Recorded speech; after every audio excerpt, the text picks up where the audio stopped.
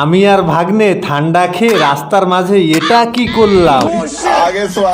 Guys বাড়ির থেকে এক টোপলা মাল নিয়ে ডিকির মধ্যে 3 বাদাম রেখে পকপকিটা নিয়ে বেরিয়ে পড়লাম। ভাগ্নেকে একবার ডেকে দেখি যাই নাকি। সোহাগ যাবি নাকি?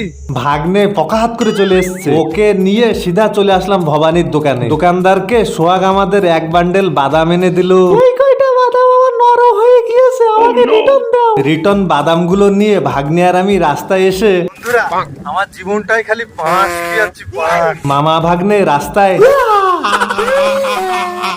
সিধা চলে আসলাম এক দোকানে। দুজনে দুটো ম্যাঙ্গোর বোতল নিয়ে গপ গপ করে মেরে দিলাম। এবার ওখান থেকে পকপকি নিয়ে এসে বিজয় ভাইকে মালপত্র দিয়ে সিধা চলে আসলাম চিন্টুর দোকানে। চিন্টুর দোকান থেকে কোকা কোলার ক্যান কিনে মামা ভাগ্নে চলে আসলাম এক গাছতলায়। এই রোদে গাছতলায় মামা ভাগ্নে বসে খেলাম, খুব শান্তি পেলাম। हिंदुस्तान के हर व्यक्ति को देना चाहता हूं। ভিডিওটা ভালো লাগলে লাইক, কমেন্ট, শেয়ার আর ফলো মি।